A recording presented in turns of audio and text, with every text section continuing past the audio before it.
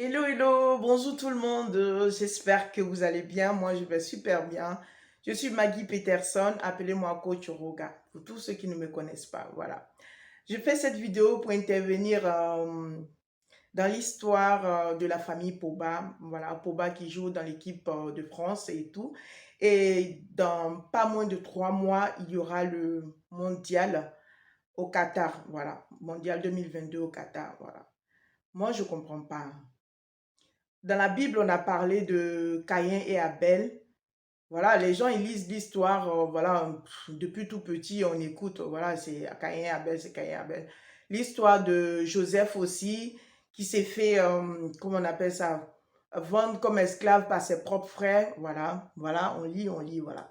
Les histoires de famille, là, voilà, on ne choisit pas sa famille, on ne choisit pas son père, sa mère, ni ses frères, ses sœurs, on ne les choisit pas. Quand tu nais dans une famille, depuis tout petit, tu sais qui est ta personne. Qu'on se dise la vérité. Tu sais qui est pour toi, qui n'est pas pour toi. Voilà. Donc, ça ne sert à rien de prendre celui, tu sais que c'est pas ta personne. Même si on dit que le cœur de l'homme change chaque jour, le cœur de l'homme est tortueux, même si ça se dit, mais tu sais dans la famille qui est ta personne. Vous savez, il y a des personnes, elles ne peuvent rien faire toutes seules. C'est-à-dire que même tu vas aller chez un marabout, il faut que quelqu'un de la famille t'accompagne. Ou bien une amie ou un ami. Tu veux faire quelque chose, tu ne peux jamais faire ça tout seul. Alors que sur cette terre-là, ce n'est pas tout on dit aux gens. Ce n'est pas tout on fait savoir aux autres. Voilà. Donc tu es né dans une famille, toi-même tu connais tes frères, tes soeurs, tu connais ta mère, tu connais ton père. Ce n'est pas des étrangers pour toi. Ça sert à quoi de les impliquer dans tes choses intimes? Vous voyez, l'histoire de Poba qui est là, tout le monde en parle, hein. On en parle en ce moment. Mais je pense que si Paul n'avait pas impliqué son grand frère dans son histoire de maraboutage, hein, ce ne serait pas sorti. Voilà. Parce que c'est quelqu'un qui est connu. Et le fait de savoir qu'il fait ce genre de pratiques, déjà même, c'est son image qui est ternie. Voilà. On n'a pas encore vu quelqu'un aller chez un marabout ou chez un féticheur ou bien chez quelqu'un qui fait le vaudou et puis il va venir s'asseoir devant tout le monde pour dire que ah, moi je fais le vaudou ou que moi je vais chez les marabouts, chez les féticheurs. Ça c'est des trucs sacrés, ça c'est des trucs privés. Vous voyez? Si il connaît, lui-même qu'il est, il connaît son frère et il a pris son frère pour l'emmener dans les trucs jusqu'à ce que son frère vienne le menacer pour dire qu'il a les audios. Vous voyez? Ça c'est quoi ça là? C'est quoi ça là? Dans une propre famille. Mais le frère qui est en train de faire ça là, lui, qu'est-ce qu'il recherche? Ça, c'est un Judas. Un frère appelé frère ennemi, frère Judas. Frère, comment on appelle ça? Frère Caïn. Lui qui est là comme ça là, qu'est-ce qu'il va gagner dans ce qu'il est en train de faire à son petit frère?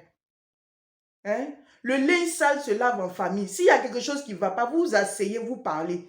Mais à menacer ton petit frère, même si on ne sait pas tout, hein, mais à menacer ton petit frère jusqu'à le séquestrer, jusqu'à ce que ça arrive à la police et qu'aujourd'hui, la justice s'en mêle. Comment est-ce que vous allez régler ça? Hein? Comment est-ce que vous allez régler ça? Ici, on allume la télé ici. Sur toutes les chaînes, ils ne font que parler de ça. Cette histoire de maraboutage. Oui, les Africains, ils ont de ces pratiques. Oui, les Africains, oui, bien vrai ici. Nous aussi, on a ceux qui font le magnétisme. On a ceux, on a ceux, on a ceux. Mais tout ça, des grands footballeurs. Ça sert à quoi tout ça?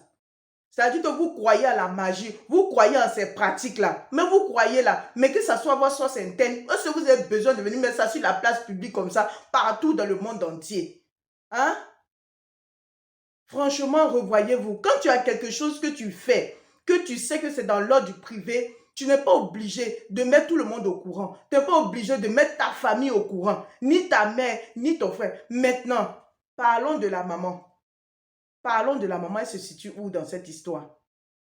Vous voyez?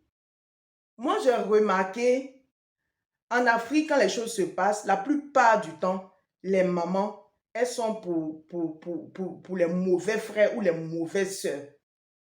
Parce que les mamans, elles ont une façon de comprendre les choses qui va vers la compassion, vers la pitié, limite même que toi l'autre frère, tu es méchant, tu es dur et tout et tout. Tout ce qu'on peut souhaiter à cette famille-là, c'est de trouver un terrain d'entente. Un terrain d'entente afin que cette maman-là, elle soit libérée de ce poids-là. Parce que c'est un vrai poids pour cette dame-là. Voilà. Maintenant, le conseil que je veux donner dans cette vidéo-là, c'est que dans la vie, je répète encore, si tu veux faire tes choses, prends ta voiture, il faut y aller tout seul. Si tu veux faire tes parties, même si c'est pour aller dormir dans le cimetière, même si c'est pour aller chez un pasteur, même si je ne sais pas ce que tu fais dans ta vie, mais vaut mieux avoir tes secrets que de se faire livrer comme ça publiquement devant les chaînes internationales. Ça, c'est la honte. Ça, c'est une vraie honte. On appelle ça honte. Voilà. Donc, c'était tout ce que coach Roga tenait à dire dans cette histoire de famille de Poba. Dans toutes les familles, hein, il y a des histoires, hein, il y a des secrets. Hein. Mais comme c'est pour eux qui est sorti sur la toile, c'est pour ça que tout le monde en parle.